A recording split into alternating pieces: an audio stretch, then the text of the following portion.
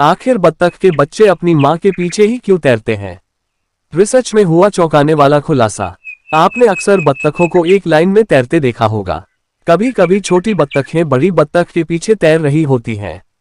लेकिन क्या कभी आपने सोचा है कि बत्तखें एक लाइन में ही क्यों तैरती हैं? ज्यादातर लोग इस चीज को नहीं जानते होंगे। आइए आज जानते हैं इसके पीछे की मुख्य वजह क्या है। इस संबंध में हाल ही में एक शोध किया गया था जिसमें बेहद चौंकाने वाले खुलासे हुए हैं। रिसर्च में क्या हुआ खुलासा?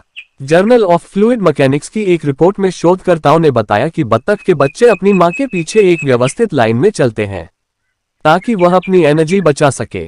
बता दें कि बत्तख जब पानी में पैडलिंग करके वेव्स बनाती है तो उसके बच्चे उन्हीं वेव्स पर आगे बढ़ते जाते हैं, जिससे बत्तख के बच्चों की एनर्जी कम लगती है और बच्चों को बार बार पैडलिंग नहीं करनी पड़ती है। एक दूसरे के साथ तालमेल बैठाकर तैरती हैं बत्तखें। शोधकर्ताओं ने जब बत्तख के बच्चों के मेटाबॉलिज्म को मापा तो पाया कि बड़ी बत्तख के पीछे तैरते समय छोटी बत्तखों ने ऊर्जा की बचत की, क्योंकि पानी में बत्तख का बच्चा अपनी मां के ठीक पीछे चलता है और इससे उसे तैरने में मदद मिलती है। साथ ही इस काम में उसे कम मेहनत भी करनी पड़ती है और बत्तखें एक दूसरे के साथ तालमेल बैठाते हुए आगे बढ़ती हैं। पानी में कैसे तैर लेती हैं? बत्तख के पैरों को कभी गौर से देखना।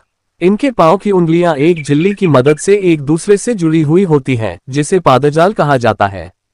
तैरते समय यही पैर पतवार की तरह काम करते हैं।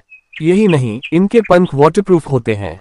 दरअसल इनकी पूंछ के पास एक विशेष प्रकार की ग्रंथि होती है जिससे एक तैलीय द्रव स्रावित होता रहता है। इनके पंखों पर इस तैलीय पदार्थ की एक पतली परत बन जाती है। इस वजह से इनके पंख पानी में गीले नहीं होते। ठंडे पानी में बतख कई घंटे तक तैरती रहती हैं, तो क्या इनके पैर ठंड से जमते नहीं हैं?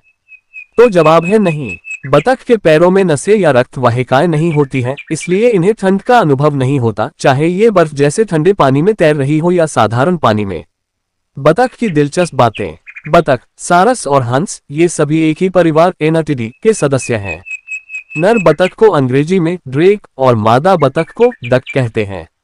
ये सर्वाहारी जीवों की श्रेणी में आने वाला पक्षी है जो पेड़ पौधे, फल आदि के साथ साथ छोटे मोटे कीड़े मकोड़े और मछलियां भी खाता है। सबसे खास बात यह कि ऊंट की तरह ही बतखों की भी 3 पलकें होती हैं। इनका जीवन काल लगभग 10 वर्षों का होता है। बतख झील, तालाब और समुद्र के पानी में आराम से रह सकती है। समुद्र में रहकर ये एक दिन में कई मीलों का सफर तय कर लेती है। डाइविंग बतख अच्छी गोताखोर होती है। ये गहरे पानी में भोजन के लिए चली जाती है। डैबलिंग प्रजाति की बतखें तैरती तो पानी में हैं, मगर जमीन पर ही अपना भोजन तलाश करती हैं। इस प्रजाति की बतखें लगभग पूरी दुनिया में मिलती हैं।